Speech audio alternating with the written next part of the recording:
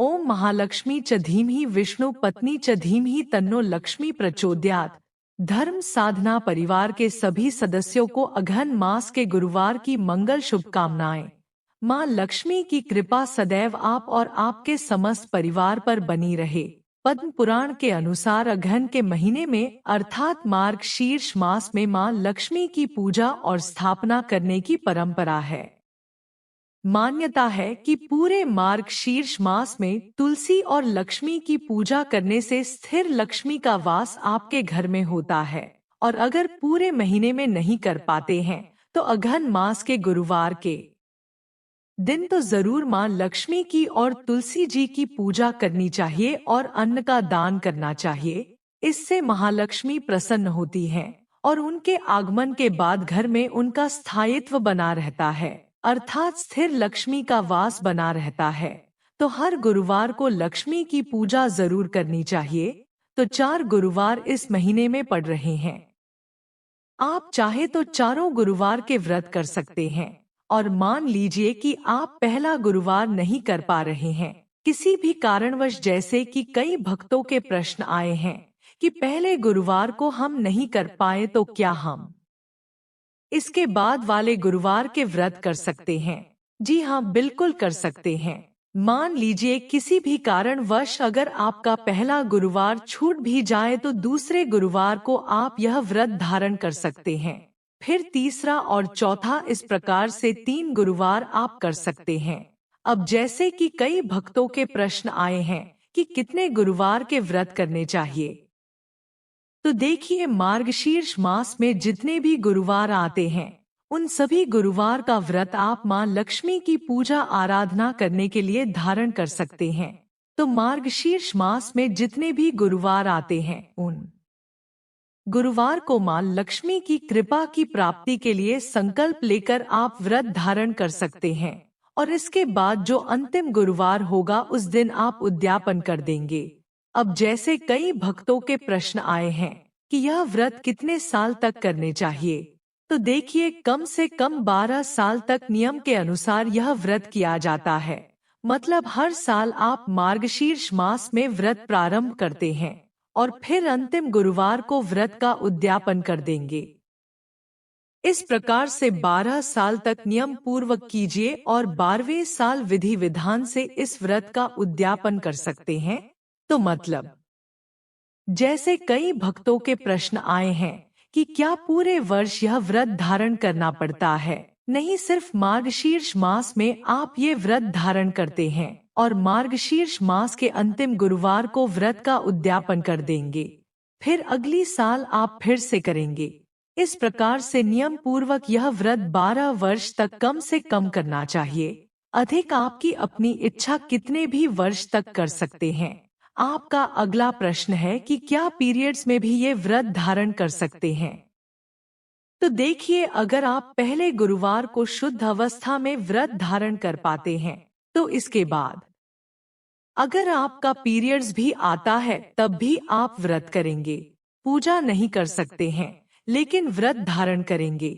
मंत्र इत्यादि आप मानसिक रूप से जप कर सकते हैं या फिर मोबाइल से भी सुन सकते हैं।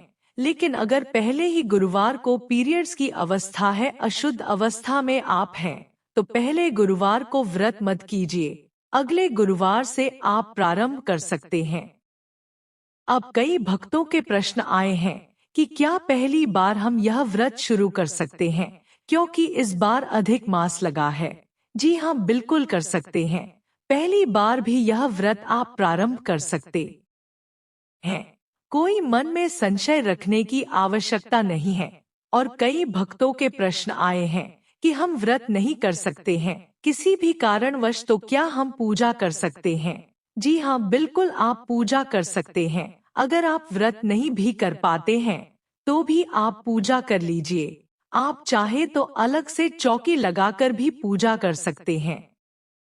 जैसे कि इस व्रत का नियम होता है उसके अनुसार से अगर आप चौकी नहीं लगा पाते हैं तो घर के मंदिर में भी मां लक्ष्मी जहां पर विराजित है वहीं पर पूरे विधि विधान से उनकी पूजा कर सकते हैं।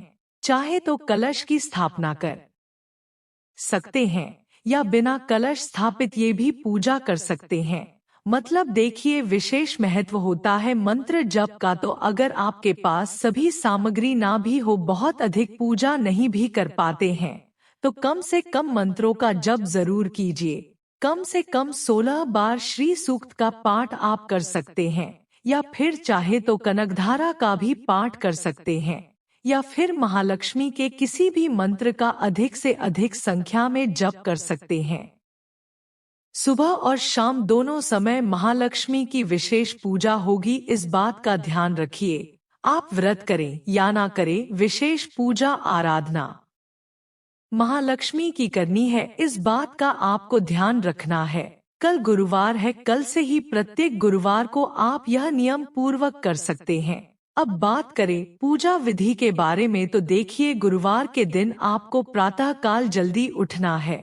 घर की साफ सफाई करके नित्य कर्मों से निवृत्त होकर आपको स्नान करना है।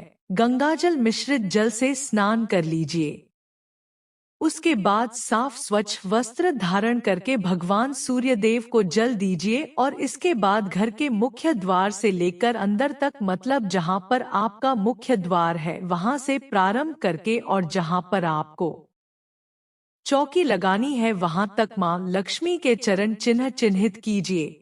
हल्दी से या फिर कुमकुम से मां लक्ष्मी के चरण बना लीजिए। अब ध्यान रखिए कि जब आप चरण चिन्ह बनाते हैं तो घर में आती हुई लक्ष्मी के चरण चिन्ह होने चाहिए। घर के मुख्य द्वार पर आप चाहे तो रंगोली बना सकते हैं। एक शुद्ध घी का दीपक अपने घर के मुख्य द्वार पर जरूर प्रज्वलित कर दीजिए। चाहे तो घर के मुख्य द्वार के दोनों तरफ 2 दीपक भी जला सकते हैं। दीपक आप तिल तेल का भी जला सकते हैं, चाहे तो शुद्ध घी का भी जला सकते हैं, जो भी आपके पास उपलब्ध हो। ये पहला काम आपको करना है। उसके बाद आपको चौकी लगानी है, मतलब जिस स्थान पर आपको चौकी लगानी है एक दिन पहले से ही साफ सफाई कर ली जाती है, तैयारी कर ली जाती है, और जिस स्थान पर चौकी लगाना है वहां पर आपको एक चौकी बिछाना है। चौकी बिछाकर ही पूजा होती है इस व्रत में, क्योंकि यह पूजा विशेष होती है। चौकी के ऊपर लाल रंग का वस्त्र बिछा दीजिए और उसके ऊपर एक कलश की स्थापना कर दीजिए। कलश स्थापित करने के लिए आपको एक पात्र लेना है। उस पात्र में आपको सबसे पहले गंगाजल डालना है, फिर शुद्ध जल से उसे भर दीजिए, और अब इसमें एक सिक्का, एक सुपारी, 2 हरी इलायची, 2 लौंग, फूल वाली लौंग होनी चाहिए। इस बात का ध्यान रखिए। थोड़े से अखंडित चावल, साबुत हल्दी, ये चीजें आपको विशेष रूप से कलश में डालना है। इसके अलावा अगर आपके पास कमल गट्टे हो तो कमल गट्टे के कुछ दाने डाल सकते हैं, गोमती चक्र डाल सकते हैं, थोड़ा सा इत्र डाल सकते हैं। मतलब अगर आपके पास उपलब्ध हो तो ये चीजें आप डाल सकते हैं, नहीं तो सिक्का, सुपारी, अक्षत, पुष्प इत्यादि डालकर कलश तैयार कीजिए। अब कलश के ऊपर आपको पंच पल्लव रखना है, जैसे कि आम या फिर अशोक के 5 या फिर 9 पत्ते रख सकते हैं, चाहे तो 11 पत्ते भी रख सकते हैं। इसके ऊपर आपको नारियल की स्थापना करनी है। अच्छा नारियल इसमें खड़ा करके रखा जाता है, और नारियल के ऊपर चुन्नी इस प्रकार से रखी जाती है कि ऐसा लगता है जैसे कि महालक्ष्मी विराजित हो, और जैसे कि पूजा की दुकान पर महालक्ष्मी का मुखमंडल मिल जाता है, मतलब माँ लक्ष्मी का मुख या फिर माँ लक्ष्मी का चित्र आप चाहे तो नारियल के ऊपर ही लगाकर और फिर विधि विधान से उनका श्रृंगार करके उनकी पूजा कर सकते हैं। तो यह पूरी तरह से आपकी उपलब्धता पर निर्भर करता है। वैसे आप सिर्फ नारियल के ऊपर चुन्नी डालकर भी पूजा कर सकते हैं। अब जैसे कि कलश की स्थापना हो गई, एक दीपक जला लीजिए। इसके बाद माँ लक्ष्मी की कोई भी मूर्ति या प्रतिमा आपके पास हो उसे भी आपको चौकी पर स्थापित करना है। विष्णु भगवान के साथ महालक्ष्मी हो उनकी भी स्थापना आप कर सकते हैं। अकेली महालक्ष्मी की मूर्ति हो तो उनकी भी स्थापना कर सकते हैं, कोई दिक्कत नहीं है। गणेश जी की पूजा तो हम पहले करेंगे ही, तो गणेश और लक्ष्मी का पूजन हो। जाएगा। लेकिन अगर आपके पास लक्ष्मी और नारायण दोनों की प्रतिमा है तो आप संयुक्त रूप से दोनों को विराजमान करके और विधि विधान से पूजा कीजिए। पूजा में सबसे पहले गणपति की ही आराधना की जाती है, तो भगवान गणेश की आपको विधि विधान से पूजा करना है। पंचोपचार विधि से धूप दीप अक्षत पुष्प इत्यादि अर्पित करके भगवान गणेश का पूजन कर लीजिए। गणेश जी की कोई भी मूर्ति आप स्थापित कर सकते हैं, या फिर चाहे तो एक सुपारी पर कलावा लपेटकर और एक पान के पत्ते पर थोड़ा चावल रखकर उसी के ऊपर गणेश जी को स्थापित कर दीजिए और माता गौरी की स्थापना कर दीजिए। सबसे पहले गौरी और गणेश का ही पूजन किया जाता है, उसके बाद से आपको कलश का पूजन करना है और फिर से महालक्ष्मी जो आपने स्थापित की है मूर्ति या प्रतिमा के स्वरूप में उनकी पूजा आप करेंगे। अच्छा, एक और चीज जैसे कि आपको ध्यान रखना है, कलश की स्थापना माँ लक्ष्मी के दाईं तरफ की जाएगी। गणपति विराजित होंगे मां के बाईं तरफ और शुद्ध घी का दीपक आपको मां लक्ष्मी के समक्ष अपने सामने महालक्ष्मी के सामने आपको प्रज्वलित करना है। तो यह चीजें क्लियर हो गई। अब पूजा की विधि आप सभी जानते हैं। धूप दीप अक्षत पुष्प इत्यादि जो भी चीजें आपके पास उपलब्ध हो एक एक करके हर चीज अर्पित करके और विधि विधान से पूजा की जाती है। भोग आपको किस चीज का लगाना है? भोग में आप सफेद मिठाई का भोग लगा सकते हैं, फलों का भोग लगा सकते हैं, खीर बनाकर भोग लगा सकते हैं। मतलब जो भी आपके पास उपलब्ध हो मीठी चीजों का भोग ही माँ को लगाया जाता है। दूध से बनी हुई चीजें, केसर और दूध से बनी हुई चीजें आप माँ को भोग स्वरूप में अर्पित कर सकते हैं। फल में आपके पास जो भी फल उपलब्ध हो, विशेष रूप से महालक्ष्मी की पूजा में लाल पुष्प अर्पित किए जाते हैं। कमल या फिर गुलाब के पुष्प आप अर्पित कर सकते हैं। ना हो तो जो भी पुष्प आपके पास उपलब्ध हो वही माँ को अर्पित कर दीजिए और मानसिक रूप से ध्यान कीजिए कि आप माँ को कमल के पुष्प और गुलाब के पुष्प अर्पित कर रहे हैं। कमल या फिर गुलाब के पुष्पों की माला अर्पित कर रहे हैं। जो चीजें आपके पास उपलब्ध हो माँ को चढ़ा दीजिए। जो चीजें पास में ना हो उसे मानसिक रूप से आप अर्पित कर सकते हैं। आज के दिन माँ को सुहाग की सामग्री अर्पित की जाती है, क्योंकि माँ लक्ष्मी को सुहाग की सामग्री जो हम अर्पित करते हैं उससे हमारे सौभाग्य में वृद्धि होती है। तो माँ लक्ष्मी को सुहाग की सामग्री आप पहले गुरुवार को भी अर्पित कर सकते हैं, या फिर बीच में जो गुरुवार आते हैं उसमें भी अर्पित कर सकते हैं। और अगर आप बीच में भी नहीं कर पाते हैं तो अंतिम गुरुवार को अर्पित कर सकते हैं। तो मतलब इन गुरुवार में किसी भी एक दिन आपको सुहाग की सामग्री जरूर अर्पित करनी चाहिए। लेकिन कल जो आप पूजा करेंगे, मतलब पहले गुरुवार को अगर आप पूजा कर रहे हैं या फिर जो भी गुरुवार आएगा उसमें आप पूजा करेंगे, तो माँ लक्ष्मी को प्रत्येक गुरुवार में विधि विधान से पूजा करते समय आपको सिंदूर जरूर लगाना है। सुहागन महिलाओं को जब भी देवी की पूजा करनी पड़े तो सिंदूर जरूर लगाना चाहिए।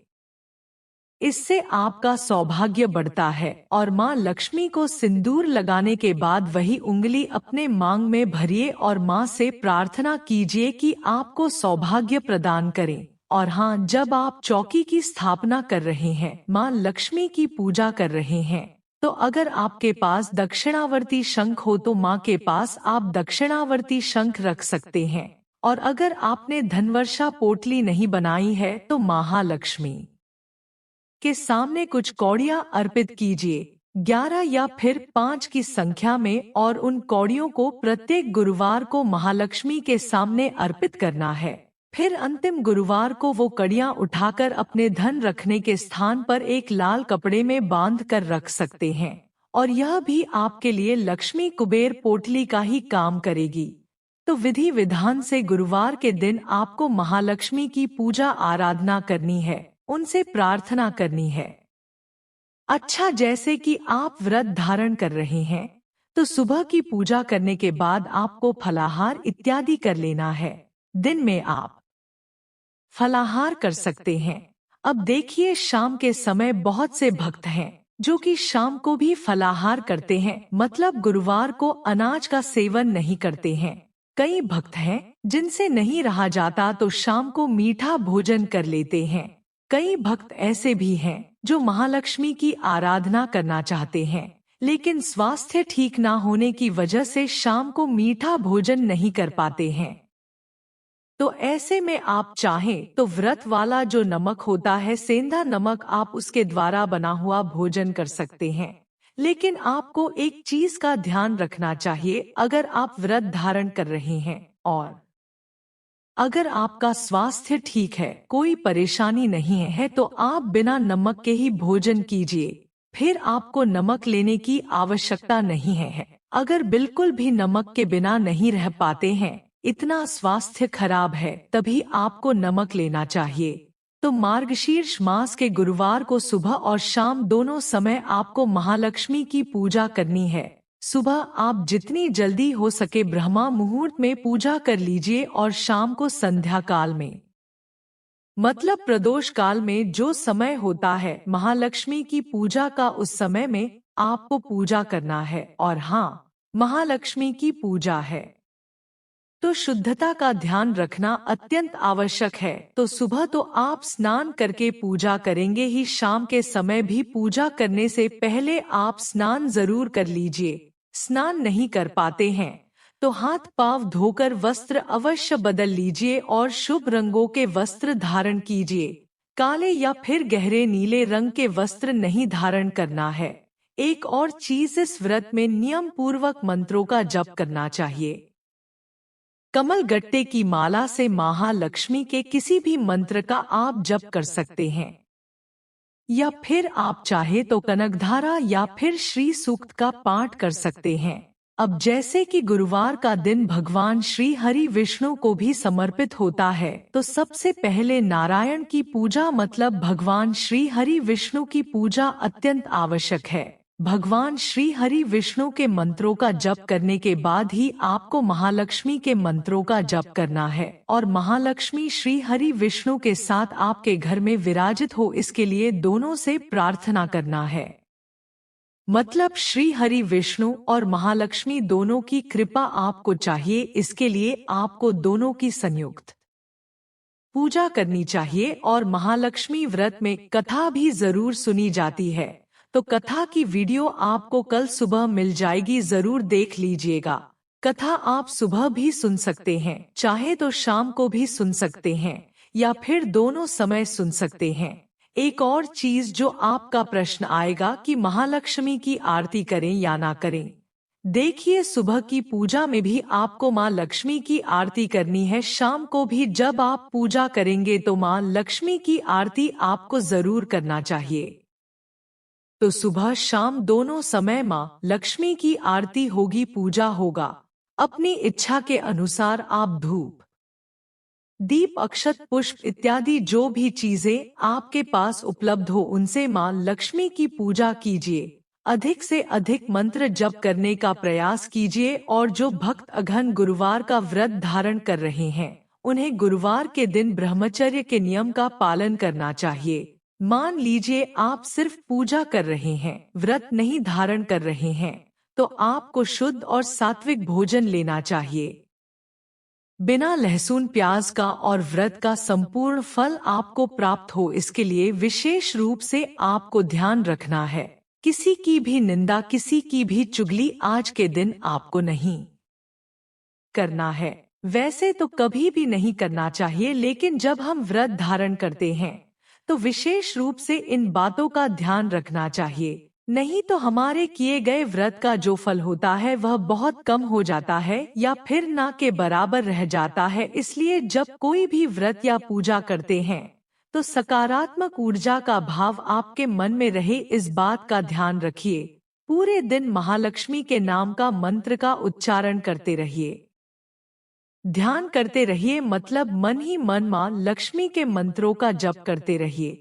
चाहे तो मोबाइल पर मंत्र चलाकर छोड़ दीजिए, जिससे कि घर में भी महालक्ष्मी के मंत्रों की ध्वनि गूंजती रहे। जितना हो सके महालक्ष्मी के नाम का मंत्र का आज स्मरण होना चाहिए, तभी महालक्ष्मी की कृपा मिलेगी। सुबह और शाम दोनों समय आपको अपने घर के मुख्य द्वार पर दीपक जरूर प्रज्वलित करना है। चाहे तो दोनों दीपक प्रज्वलित कर सकते हैं या फिर एक दीपक तो जरूर होना चाहिए। अब बात करें कि चौकी कब हटानी है, तो देखिए चौकी हटाई जाएगी अगले दिन शुक्रवार के दिन सुबह जल्दी उठकर स्नान करके और चौकी पर जो आपने महालक्ष्मी की मूर्ति प्रतिमा स्थापित की है उनकी विधिवत पूजा कर लीजिए। धूप दीप अक्षत पुष्प इत्यादि सभी चीजें माँ को अर्पित करके भोग लगा दीजिए, उनकी आरती कर लीजिए। उसके बाद आपको चौकी हटानी है। तो अब देखिए जो लक्ष्मी जी की मूर्ति या प्रतिमा है जहाँ पर आपने पहले रखी थी, फिर से आप वहीं उठाकर रख देंगे। जो चौकी पर बिछाया हुआ कपड़ा है वह अगली बार आप फिर बिछा सकते हैं। कलश में जो भी सामग्री आपने प्रयोग की है उन सभी सामग्रियों का आप अगली बार प्रयोग कर सकते हैं। और कलश में जो जल है वह आप गमले में डाल दीजिए। चावल जो आपने प्रयोग किया है चौकी पर अक्षत के स्वरूप में या फिर महालक्ष्मी को विराजित करने के लिए चावल की ढेरी हम बनाते हैं। तो चावल की ढेरी पर मां लक्ष्मी विराजित होती है, तो वह चावल भी आप पक्षियों को डाल सकते हैं। बाकी जो फूल पत्ते इत्यादि हैं, यह सभी चीजें विसर्जन में जाएंगी। नारियल और कलश मतलब कलश का जो पात्र है उसका प्रयोग आप हर बार उसी नारियल का प्रयोग करते हैं। तो हर बार गुरुवार के दिन सुबह चौकी लगाई जाएगी और शुक्रवार के दिन सुबह चौकी हटाई जाएगी, इस बात का ध्यान रखिए। तो यह है आज की वीडियो, उम्मीद करती हूँ आपके लिए उपयोगी होगी। हाँ, वीडियो थोड़ी लंबी जरूर हो गई है, लेकिन इसमें सिर्फ आप लोगों के प्रश्नों के उत्तर हैं। तो वीडियो को पूरा जरूर देख लीजिए और अगर आपको वीडियो अच्छी लगे तो इस वीडियो को ज्यादा से ज्यादा शेयर कीजिए, जिससे कि कल जो भी भक्त व्रत कर रहे हैं उनके लिए आप थोड़ी सी मदद कर पाएं। और अगर आप चैनल पर पहली बार आए हैं, अभी तक आपने चैनल को सब्सक्राइब नहीं किया है, तो आज की वीडियो अगर आपको अच्छी लगे तो चैनल को सब्सक्राइब करके बेल आइकन को जरूर प्रेस कर लीजिए। इससे यह होगा कि इस चैनल पर जो भी नई अपलोड होंगी उनकी नोटिफिकेशन आपको सही समय पर प्राप्त होगी। मिलती हूँ मैं आपसे अगली वीडियो में, तब तक के लिए नमस्कार।